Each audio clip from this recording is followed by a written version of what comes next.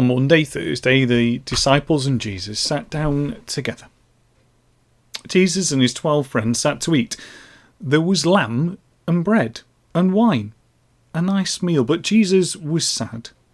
"What's the matter, Jesus?" asked one of his friends.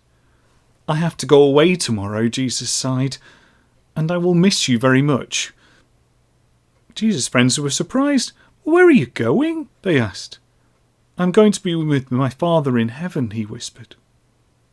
Now Jesus' friends were sad too. "They are people in Jerusalem who do not like me," Jesus explained. "They do not agree with what I teach. They do not believe I come from God. And tomorrow they will arrest me and hurt me and nail me to a cross." "No," said Jesus' friends, "they will not do that. We will not let them." Jesus looked at them sadly. "One of you has already taken money from them and agreed to help them catch me." Jesus' friends stared at each other. "Well, it's not me," said one. "It's not me," said another.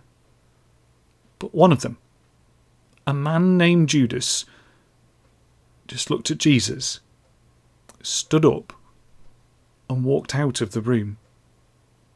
"Let him go," Jesus told the others. "We have something more important to do." And with that, Jesus took a chunk of bread and said a thank you prayer. "I will never forget you," he said to his friends, "and I don't want you to forget me either." Then he broke the bread in half and passed it round. "This is my body," he said.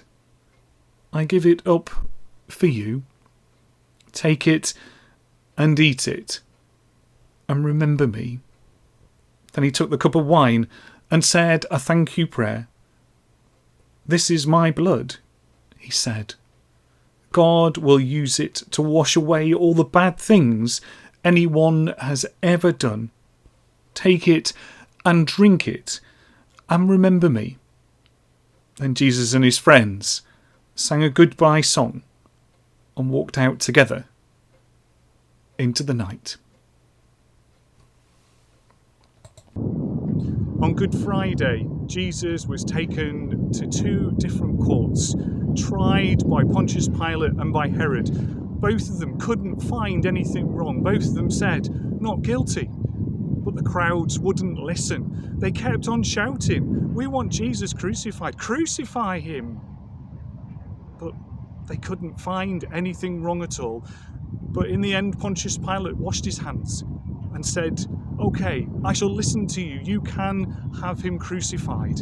And so the soldiers took him, and he was made to carry his own cross all the way up the hill. It would have been hard work all the way from the town up to the top of the hill on that Good Friday. Either side of him were two other crosses. On those two crosses were two other criminals, two people who'd done things wrong. Jesus had done nothing wrong. One mocked him and said silly things to him. Another of them turned to him and said, No. Remember me, Jesus, when you come into heaven." And Jesus said to him, "I will remember you." Below him, the soldiers gambled and took turns to see who would get Jesus' clothes. And then at 3:00, the sky went dark, it went black, and Jesus died. It was early. The birds were still in bed, and the sun had yet to open its bright eye on the world.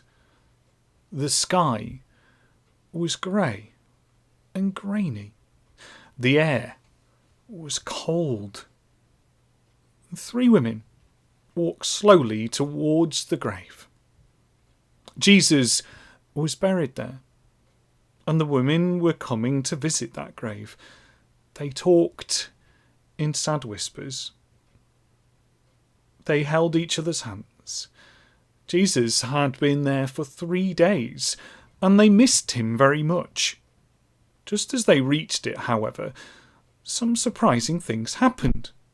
The ground began to shake. The air began to tremble. and quick as lightning an angel flashed down from heaven and rolled the stone away from Jesus' tomb. Everything went quiet. The ground stopped moving, but the women shook with fear. "Don't be afraid," the angel said. Come and see. Come and see. The tomb is empty and Jesus is alive." Arm in arm, the women crept past the angel and into the tomb. The sheets were still there, the sheets that had been wrapped round Jesus' body, but Jesus himself had gone. "Where is he?" asked the women. "What have you done with him?" "I told you," smiled the angel. "He's not dead anymore. He's come back to life, and he wants to tell all his friends." The women looked at each other. They didn't know whether to laugh or cry. They could hardly believe it.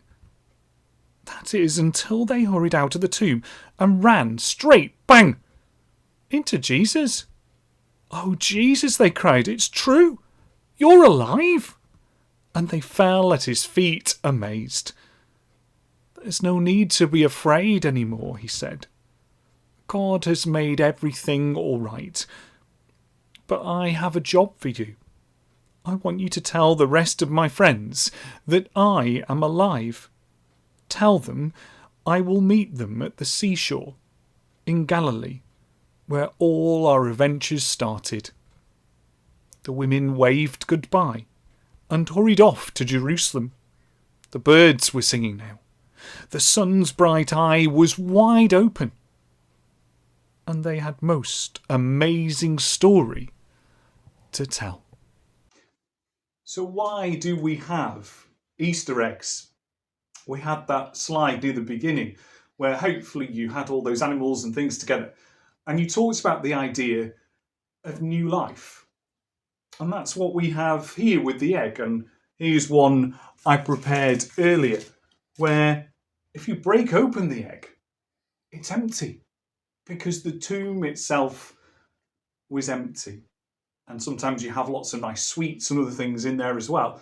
And they're there to celebrate the fact that the tomb is empty. And it's a celebration of the fact that Jesus did as he promised and he came back to life. But why did he do that? He did that so that we can be forgiven. Jesus had done nothing wrong at all. And the things that we do wrong, Jesus died and he rose again so that we can be forgiven. And that's the important message of Easter. That's what Easter is about. That's what we celebrate. That's why we get so excited about Easter Sunday. It's the fact that Jesus rose again and we are forgiven. Amen.